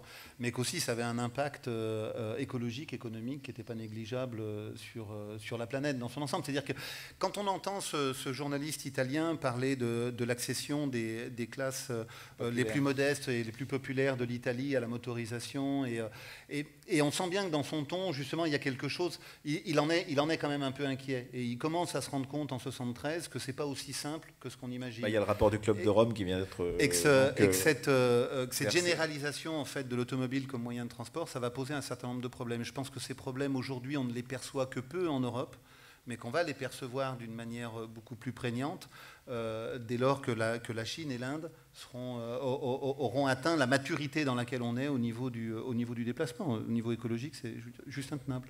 Mathieu Flodot ? Oui, pas mieux. On est devant une contradiction historique. On est devant la fin, probablement, d'un cycle de sensations, de qualité de vie à certains égards. Aussi, il y a toute une dimension qui est évidemment évoquée précédemment, la dimension du mur écologique, la dimension de la contrainte de la dépense publique. Enfin, une autoroute, ça a un prix, évidemment, peut-être moins cher que le tramway, mais enfin, ça se discute.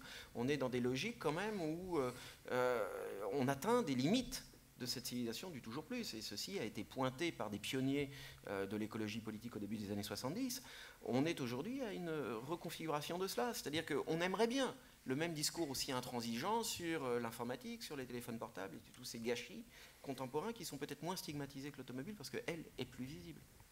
Alors, il est l'heure de passer la parole à la salle. Est-ce que les uns ou les autres, vous avez des questions, soit pour Alain Bublex, soit pour Mathieu Flodot, sur ce qui vient d'être raconté de cette aventure de la Fiat 500 ? On a un micro qui circule dans la salle et qui est à votre disposition. Est-ce que l'un ou l'autre, l'une ou l'autre d'entre vous a l'intention de voir éclaircir des points qui seraient encore sombres dans sa vision de cette histoire ? Oui.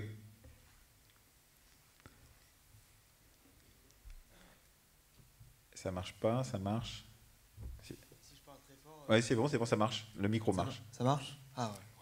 Je ne suis pas forcément le meilleur public pour poser une question sur la voiture parce que j'ai même pas le permis. Mais du coup, pour rebondir sur la fin et la question écologique, je voulais savoir si Fiat produisait aussi des transports en commun, par exemple, enfin des bus ou des tramways, et si c'était maintenant une part importante de sa production. Enfin, je n'arrive pas à me rendre compte ce type de véhicule. Quelle part ça représente chez Fiat ou chez d'autres constructeurs ? Ça l'a toujours été, ça a toujours été très important, et je dirais même que ça a toujours été Mathieu Flodot est partisan de l'idée qu'on ne peut pas séparer le 2 roues, le 4 roues, le 38 tonnes, tout ça, ça participe d'une même civilisation de l'automobile. Du même système, assurément. C'est-à-dire que l'automobilisme tel qu'il s'impose à ses débuts en France notamment, mais ensuite sur le même modèle dans les autres pays occidentaux, tel qu'il s'impose, c'est par la diversification des usages. Et Renault fait des taxis, c'est par là qu'il crée ses premiers profits, crée des voitures individuelles, crée des bus, crée aussi, parce qu'il faut s'occuper de la concurrence éventuellement, des moteurs pour les trains et des moteurs pour les avions. On est dans une logique vraiment systémique industrielle. Et donc Fiat, pour rebondir sur votre question, enfin avec des groupes qui étaient autrefois uniques ou encore Iveco, eh bien, est un des acteurs, un des poids lourds du transport routier lourd et des autobus. Et Fiat n'est pas moins que les autres constructeurs automobiles, à ma connaissance, ou en retard ou en avance sur les motorisations hybrides, les motorisations électriques et autres. Il y a un point sur lequel on n'a pas insisté, Alain Bublex, c'est l'exportation du modèle Fiat à l'étranger. Vous parliez tout à l'heure des coccinelles qui avaient été fabriquées jusqu'au Mexique, mais c'est vrai que les Fiat Polski, les Polski et d'autres modèles, en particulier avec les pays de l'Est, Fiat a su tisser des liens très particuliers pendant la seconde moitié du XXe siècle avec les usines qui étaient de l'autre côté de ce qu'on appelait le rayon de fer. Oui, Fiat a été un des pionniers en la matière. C'est-à-dire qu'ils ont commencé très tôt à vendre des usines complètes des modèles précédents. C'est comme ça qu'on a inventé Seat en Espagne, par exemple. Oui, en Russie, et en Pologne, en Turquie, enfin dans de nombreux pays. Mais et souvent avec des modèles comme la 126 ou la 500 qui étaient recopiés. Voilà, qui étaient recopiés, oui, c'est ça. Une fois que l'usine avait tourné un certain temps, une fois que les outils industriels avaient été utilisés pour la première partie de la production en Europe occidentale, les mêmes outils étaient remontés dans de nouvelles usines à l'étranger, notamment donc pour Fiat en Pologne et en Russie. Ça veut dire que ce que fait Renault avec Dacia n'est pas tout neuf, au contraire, c'est très ancien et ça avait déjà été fait auparavant. Non, c'est assez différent en fait. Mais Fiat avait aussi, après, par la suite, commencé à faire des modèles spécifiques, notamment une Fiat qu'on a peu connue, nous, mais qui s'appelle la Palio, qui a été fabriquée et conçue pour le Mercosur, c'est-à-dire conçue pour le marché du sud de l'Amérique. Donc c'est une sorte de Fiat Uno, en fait, mais sensiblement différente. Donc ce que Renault a fait avec Dacia, en fait, c'est produire une voiture spécifique, en fait, pas réutiliser des outillages existants, mais en fait imaginer une voiture spécifique avec l'idée d'atteindre le prix de production, un prix de production raisonnablement bas, en fait, pas le plus bas possible, je pense ils peuvent aller en dessous, mais un prix de production raisonnablement bas. Enfin, là où Emmanuel a raison tout de même, c'est que les Dacia, les Renault 12 étaient sur le modèle de Fiat. Oui, mais ça, c'était du temps du pays. Oui, c'est des R12. Oui, non, je parle de la dernière Dacia, voilà. En fait, là, parce qu'il y a une chose particulière avec la Logan, en fait, c'est que le Logan a sauvé Renault, c'est-à-dire que et continue de sauver Renault, et ça, c'est une chose qui a surpris même l'état-major de Renault au moment de sa commercialisation, c'est-à-dire que l'automobile est toujours, enfin, en tout cas, l'automobile a cette particularité d'être un objet qui soulève des passions, c'est-à-dire que on est passionné de voitures, comme on n'est pas passionné d'un frigo, bien sûr. Donc il y a des collectionneurs de voitures. Il y a moins de collectionneurs de frigo. Il y en a sûrement. Les gens personnalisent leur voiture. Il y en a peut-être d'ailleurs dans la salle. Peu de gens personnalisent leur frigo, les repeignent, ils mettent des flammes ou quelque chose comme ça. C'est assez rare en fait. On s'en sert de support pour des magnets, mais pas tellement plus finalement. Donc l'automobile est vraiment le sujet d'une passion. Et la chose curieuse avec l'automobile, en fait, c'est que les gens qui travaillent dans l'automobile sont passionnés par les voitures. Et c'est curieux parce que c'est un handicap pour l'automobile. Parce que les gens passionnés, évidemment, aiment les choses qui existent. C'est-à-dire qu'ils sont passionnés de voitures, ils aiment les Ferrari, ils aiment les voitures anciennes, et donc ils visent en fait à systématiquement les reproduire, c'est-à-dire à reproduire dans les études les voitures qu'ils ont aimées ou qu'ils aiment encore d'ailleurs. Donc ça c'est à la fois la passion, c'est à la fois un élan et dans ce cas-là aussi un frein à l'innovation. L'autre élément en fait, c'est qu'ils veulent toujours faire mieux, c'est-à-dire que les voitures doivent toujours être plus silencieuses, plus rapides, plus puissantes, etc., plus grosses, plus tout. Et ils sont aperçus avec la Logan, c'est-à-dire en commercialisant une voiture roumaine en Europe, ils pensaient en vendre quelques-unes comme ça d'une manière totalement marginale, qu'en fait la dépassion de la voiture était quand même en partie partagée par une part importante de la population qui finalement n'était pas tellement intéressée par des portes plus épaisses, par des planches de bord qui imitent à merveille le grain d'une peau de vache ou quelque chose comme ça, et qui pouvaient se contenter d'un engin relativement fiable et relativement simple qui roule bien pourvu qu'il soit beaucoup moins cher. Mathieu Flonneau. Oui. Mais on est là dans deux tendances différentes, effectivement, de l'automobilisme contemporain. Une tendance qui est le low cost, c'est-à-dire cette recherche d'un moindre coût avec une voiture, effectivement, qui tout de même a ses clubs d'amateurs. La Dacia Logan organise chaque année des pique-niques et la presse spécialisée s'en fait l'écho avec une certaine idée de la convivialité, un mot chopé à l'écologie, si j'ose dire, qui est réinvesti là dans l'automobilisme. Et de l'autre côté, Fiat, avec la 500, cultive l'autre aspect, c'est-à-dire l'aspect premium, parce que la 500, elle n'est pas du tout low cost, elle est très chère. Et la 500, elle est sur le modèle de la Mini, elle est sur le modèle de ce Revival qui est de la New Beetle, d'un néo-design, néo-rétro, là, qui est très cher. Et on vend une image, effectivement, une image, un style, un statut. Une autre question dans la salle. Thierry, au premier rang. J'aimerais qu'on revienne justement sur la Fiat 500, puisque vous expliquiez que la voiture fait rêver. On a l'impression que cette voiture-là fait particulièrement rêver.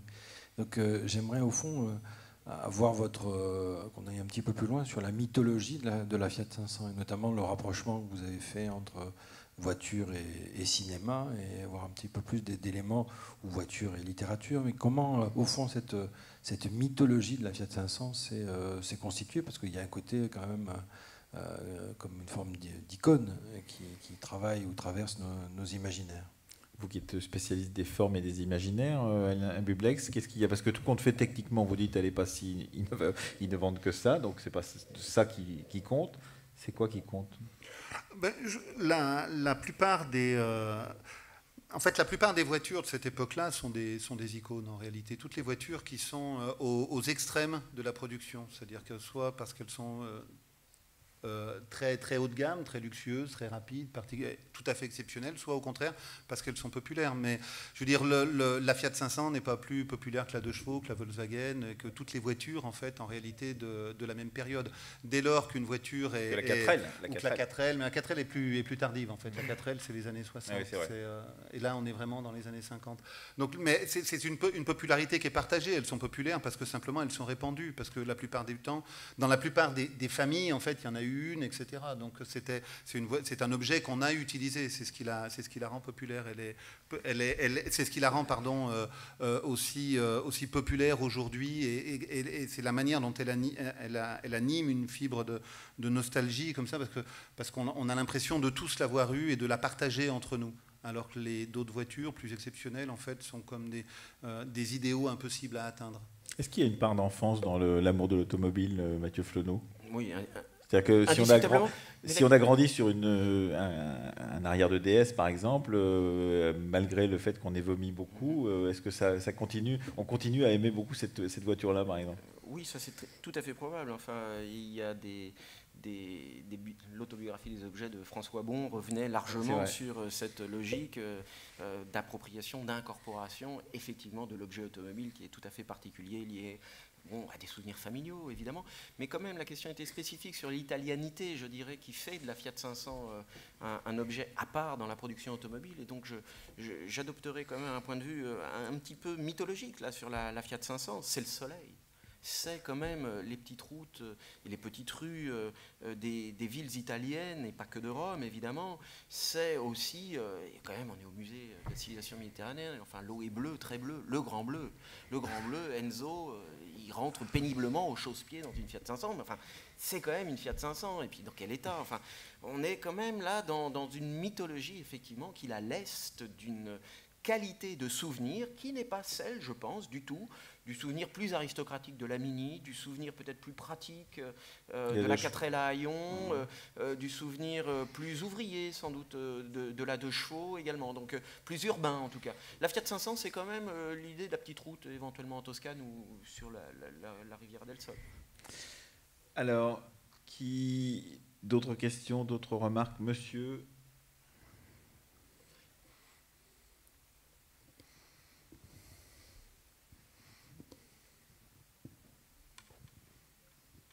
Merci. En France, on a eu aussi des voitures qui ont beaucoup marqué aux deux extrémités de la chaîne, la DS, la 4L, la 2 chevaux, voitures populaires ou voitures adulées. Et je m'étonne que les constructeurs français n'aient pas, comme leurs homologues allemands, on a cité la Volkswagen ou italien, su décliner à notre époque ces modèles emblématiques. Parce que ce qu'a fait Citroën avec la DS, c'est quand même très différent. Est-ce que vous avez une explication? Oui, alors là, j'ai une explication d'historien. C'est-à-dire qu'on n'aime pas, effectivement, ce souvenir, et il y a une mémoire malheureuse de l'automobilisme français. Et lorsque Citroën lance la DS, donc en griffant pour un modèle premium, un modèle de haut de gamme, vendu cher, qui s'aligne sur les qualités de la Fiat 500 nouveau modèle, eh bien, lorsque Citroën a promu cette voiture, alors que Fiat vendait une image du passé, Citroën faisait ses publicités avec anti-rétro, en vantant, en exaltant les caractères de nouveauté, de modernisation de ces voitures. Et donc, il fallait vraiment. Il faut s'en démarquer. Il fallait vraiment avoir la foi dans ce que nous disaient les ingénieurs de chez Citroën pour pouvoir voir quoi que ce soit de semblable entre la DS proposée de nouveau modèle et la DS qu'on avait connue dans notre enfance, en l'occurrence. Absolument. Et il s'agit aussi de comprendre que cette mémoire que l'on a vue entretenue, que l'on a vu cultiver par-delà les Alpes, mais aussi outre-Rhin. Cette mémoire, elle n'est pas entretenue en France. Là où vous avez des musées qui, en Italie ou en Allemagne, font des 500 000, 700 000 visiteurs, alors je sais que le MUSEM est au-delà, mais enfin quand même, un petit musée automobile en France, c'est très peu comme fréquentation, voire c'est inexistant. Mais et ça, il est impensable qu'en région parisienne, il n'y ait pas un musée mais alors automobile. là, je veux bien, mais il n'y a pas de théorie du complot. Si les Français ne s'intéressent pas à ce point-là à l'automobile, ces musées ne sont pas interdits, on peut y entrer, on peut s'y rendre. Qu'est-ce qui fait qu'il n'y a pas de mobilisation populaire autour de cette mémoire de l'automobile, Mathieu Fleureau? Ça n'est pas simplement une décision, disons, générale ou gouvernementale qui ferait qu'on n'irait plus dans ces musées. C'est peut-être parce que ça n'intéresse pas. J'ai habité à côté de Châtellerault. Je crois que j'ai grandi à côté de Châtellerault. Je n'ai jamais mis les pieds au musée de l'automobile de Châtellerault. C'est pas qu'un musée de l'automobile à Châtellerault, mais il y a effectivement, oui, je savais même pas qu'il y avait autre chose. Des éléments qui sont d'une forme de schizophrénie, c'est-à-dire qu'il y a un détachement vis-à-vis de l'objet, il y a un détachement vis-à-vis de la mémoire ouvrière. Il est scandaleux d'avoir traité Billancourt de cette façon. Enfin, Aulnay, quand même, abritait le conservatoire. Citroën, bon, l'abrite encore, mais l'usine est fermée. Enfin, on est dans des schizophrénies profondes de la société française vis-à-vis de l'automobile. Le musée de Mulhouse, le musée La Cité, qui est magnifique, qui est une plus belle collection au monde. Bon, elle est relativement reniée parce que son histoire sociale est compliquée. Il y a là toute une donnée lourde politique qui fait que l'automobile est un objet assez maltraité dans la mémoire française. Vous êtes d'accord, Alain Bublex? Oui, mais tout à fait, en fait. Mais je voulais ajouter une autre dimension, peut-être plus interne au bureau d'études, une autre raison à cela. C'est cette pratique-là de produire des objets postmodernisme, en fait, est en réalité assez peu européenne. On parle de la New Beetle, donc la nouvelle Volkswagen, ou de la New Mini, mais en fait, elles n'ont pas été pensées en Europe. Elles ont été pensées aux États-Unis pour la New Beetle. Les deux ont été pensées aux États-Unis. En fait, et je l'ai dit tout à l'heure, les premières voitures postmodernes venaient du Japon. Et je pense que c'est pas par hasard, en fait. L'industrie automobile, l'industrie en général en Europe est toujours, et les ingénieurs sont toujours dans un système de pensée qui est celui du progrès et du modernisme. C'est-à-dire chez Renault, comme chez Peugeot, l'idée est de faire de meilleures voitures et pas seulement des images de voitures. Et je crois que ce n'est pas du tout un hasard si cette idée d'image de voiture, c'est-à-dire des voitures qui ne soient pas forcément meilleures, mais simplement vestimentairement différentes, a vu le jour au Japon et a été reprise d'un niveau industriel aux États-Unis. C'est aux États-Unis, en fait, où l'image domine l'intégralité de la société et l'intégralité de la manière dont elle se regarde. Je veux dire, bon, d'abord, c'est le seul pays, par exemple, qui a eu un président de la République qui est un acteur, en fait, qui est donc qui est là pour sa propre image. Mais je voulais revenir sur un autre fait qui est assez prégnant et qui est exactement la même chose dans le domaine de l'automobile. C'est une route dont on entend souvent parler quand on parle de road movie et des États-Unis, c'est la route 66, cette mère de toutes les routes, qui en fait ne l'est pas du tout. C'est-à-dire qu'historiquement, la route 66 n'a jamais rien été de particulier. C'est une route quelconque qui va de Chicago à la Californie, que personne n'a jamais vraiment utilisée. En fait, il y a effectivement une route mère aux États-Unis qui est Lincoln Highway, qui était en fait la route 50, qui va de la côte est à la côte ouest et qui a été la première route tracée et ensuite la première route goudronnée. De celle-là, tout le monde se fout. Mais en revanche, deux petites villes sur la route 66 ont décidé un jour, en étant à côté d'une bretelle d'autoroute, qu'ils allaient en fait revivifier un peu ça. Ils ont monté une sorte de campagne publicitaire de toute petite municipalité. La chose a pris. Et maintenant, les Américains eux-mêmes sont convaincus que la route 66 est la mère des routes. C'est-à-dire que c'est vraiment un endroit où l'on croit... C'est ce qu'on appelle du storytelling. On sait raconter l'histoire. Où l'on croit aux histoires. Mais il faut non seulement les raconter, mais en plus, il faut y croire soi-même. On ne les raconte jamais si bien que quand on en est absolument convaincu. Mais c'est John Ford qui invente Monument Valley, par exemple. Exactement. Et donc, je pense que si ces voitures-là sont nées quelque part, c'est bien ici. Et c'est bien en dehors de nous. C'est bien en dehors de la manière dont, en France, on pense la société industrielle et la manière dont on va devoir fabriquer des objets. Les objets que les industriels et que les ingénieurs français essayent de concevoir sont toujours pensés dans l'idée d'objets qui soient des objets qui rendent un service meilleur et qui ne soient pas simplement un idéal d'objets. C'est-à-dire que vous pensez qu'il y a trop d'esprit de sérieux et pas assez d'ironie dans ce qu'on produit? Je dirais ni trop, ni pas assez. En fait, j'ai pas dit sérieux. Il y a un esprit de sérieux, effectivement, qui donne des objets qui sont ceux qu'on voit, qui ont des qualités, en fait, certaines, mais qui ne sont pas celles-là. Mathieu Flonneau. Oui, pas mieux, mais on relance le débat sur la route 66, qui mérite un débat à part entière, évidemment. Mais peut-être la synthèse, parce que tu as évoqué les souvenirs d'enfance et la mobilisation auprès des plus jeunes. Enfin, Cars 1, Cars 2. Alors Cars 1 est une pure beauté, c'est quelque chose qui n'est pas moins, intelligent, moins fin que le plus beau des Walt Disney, style Belle au bois dormant et autres. À ceci près que dans Cars 1, il y a une erreur scandaleuse. L'automobilisme français, qui est pourtant fondateur, n'est même pas mentionné, n'est même pas cité.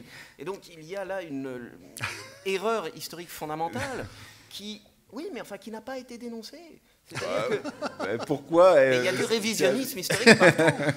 Et le sujet est très important. Non.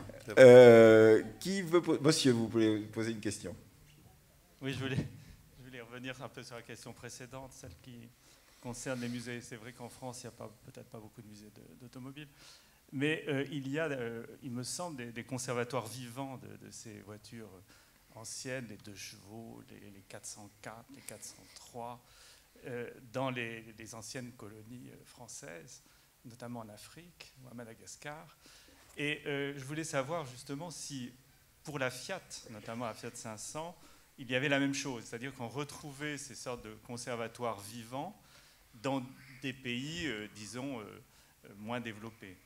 Moi, j'ai pas de souvenir personnel en Afrique, en tous les cas, d'avoir vu autant de Fiat 500 que de R12, par exemple, comme au Mali. Mais je sais pas, vous avez une réponse là-dessus? Cette dimension conservatoire, elle est effectivement très sensible dans les anciennes colonies, possessions et autres. Au Sénégal, par exemple, beaucoup de Renault 4, beaucoup de...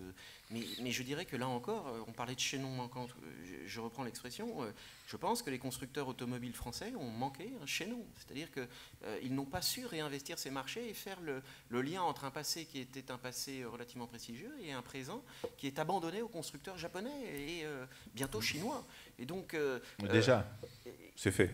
Oui, qui est abandonné. Ouais. Et de fait, on est là devant des lignes historiques, des temporalités qui vont s'interrompre matériellement, parce qu'au bout d'un moment, la survie en 6e, 7e main d'une voiture, elle est quand même aléatoire.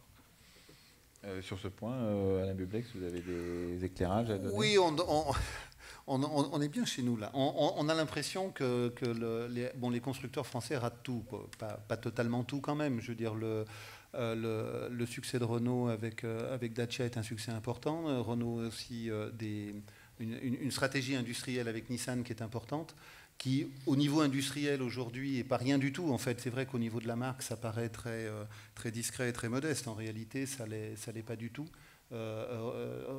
Renault et Nissan sont associés à part égale, et Nissan est quand même le 2e constructeur japonais, ce qui est pas tout à fait anodin.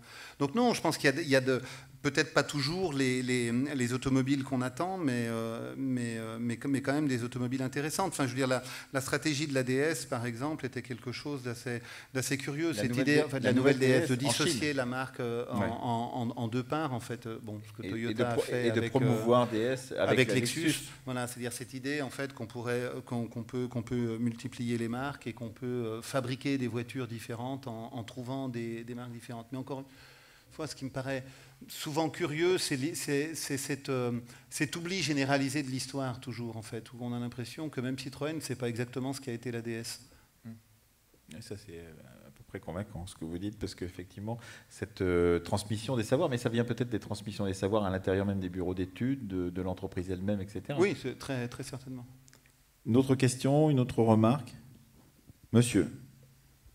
Je remarque que c'est surtout des hommes qui posent des questions. Je ne sais pas s'il y a une dimension genrée, comme on dit en sciences humaines, de l'automobile, mais en tout cas, allez-y, monsieur. Oui, j'étais très intéressé par les détournements de la Fiat 126 qui ont été montrés tout à l'heure par Alain Bublex, mais vous n'avez pas évoqué l'ensemble, la quantité de voitures dérivées de la Fiat 500 qui ont été fabriquées et qui ont inspiré beaucoup de carrossiers, si ce n'est la gamine qui a été évoquée en préambule et carrossée par Vignal à Turin.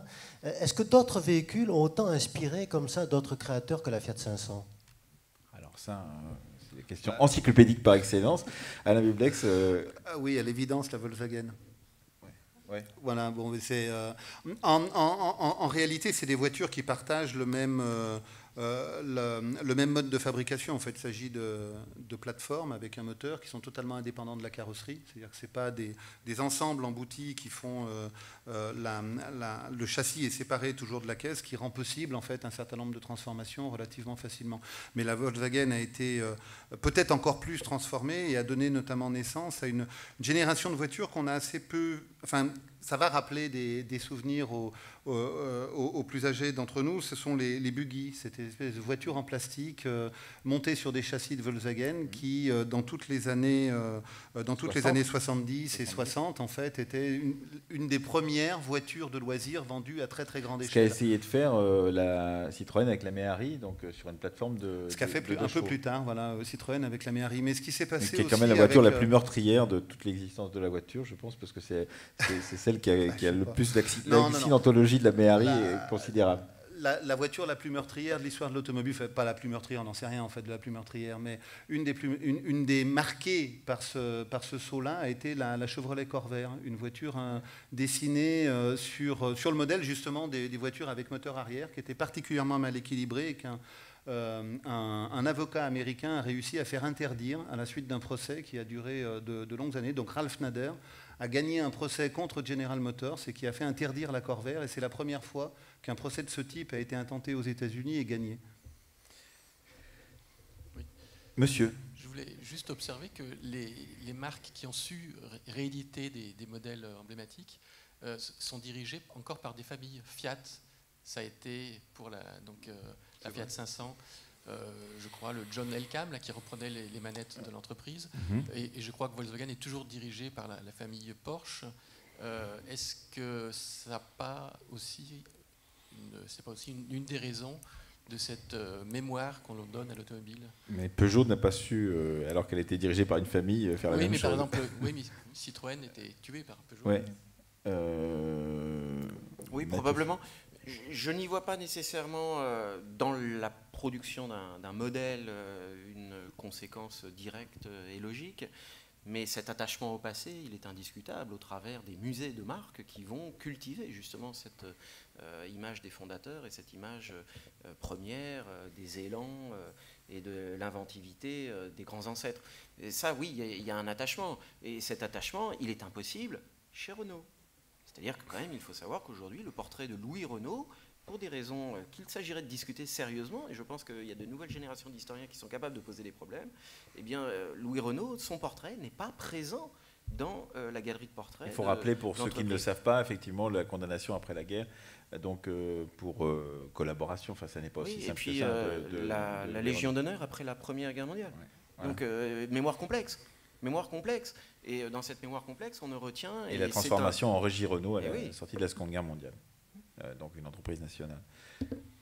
Une dernière question? Oui, une remarque de Fabienne. Oui, non, juste peut-être un dernier petit mot. Rappeler que le Musée des civilisations de l'Europe et de la Méditerranée est aussi à la base le musée des arts et traditions populaires. Et que, Emmanuel, je pense que jamais autant que lors de cette séance du temps des archives, nous n'avons réuni les deux dimensions du MUSEM, art et tradition populaire, à travers la Fiat et la Méditerranée, bien sûr. Donc voilà, on s'en réjouit. Je voudrais simplement donner rendez-vous au public fin septembre pour la poursuite du cycle. Et puis vous dire aussi que si vous êtes devenus de grands amateurs d'archives, nous vous réservons une séquence cet été, mais Emmanuel ne sera pas là, sauf s'il vient en tant que spectateur. Le 28 juin, nous aurons une très belle séquence d'archives, toujours en collaboration avec l'INA bien sûr, dans une soirée qui s'intitule « Avec ma gueule de métèque » à propos de la chanson française, encore une autre manière de visiter les arts et traditions populaires. Il y sera question de Dalida, de Claude François, de Georges Moustaki, bien sûr, et de tant d'autres. Donc c'est le 28 juin sur la terrasse du Fort Saint-Jean. Et il reste une 8e archive sur la sélection d'archives qui a été faite par l'INA pour nous. Et cette 8e archive nous introduit déjà à la saison suivante, puisque vous allez le voir, nous allons parler en ouverture de cette saison, dès le mois de septembre, de la libération de Marseille. Ce sera le 70e anniversaire de la libération de cette ville. Un extrait des archives qu'on pourra voir.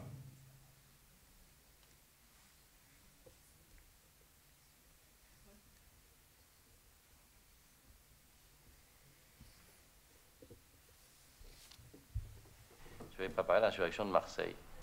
Et je dois dire que c'est une chose absolument passionnante, merveilleuse, que de participer au combat libérateur de la France d'abord, bien sûr, mais de sa ville, en été, au mois d'août, en bras de chemise, en espadrille, une mitraillette à la main, et d'avoir le sentiment qu'on joue un rôle de combattant au grand jour. Après avoir été pendant tant d'années clandestin, poursuivi par la Gestapo, pourchassé par la police allemande, par la police française, tout d'un coup, se trouver les armes à la main face à l'ennemi, c'était vraiment exaltant. Voilà donc une sorte d'apéritif d'avant l'été. Donc pour cette première séance de la rentrée autour de la Libération, il me reste à remercier tous ceux et toutes celles qui ont participé donc pendant toute cette année à ce temps des archives. D'abord à Thierry Fabre, à Fabienne Versaten, à Mireille Maurice qui est ici présente, à Marie-Christine qui n'est pas là mais qui a travaillé tout au long de cette année pour nous, et puis à tous les techniciennes qui se sont succédés dans cet amphithéâtre Germaine Tillion.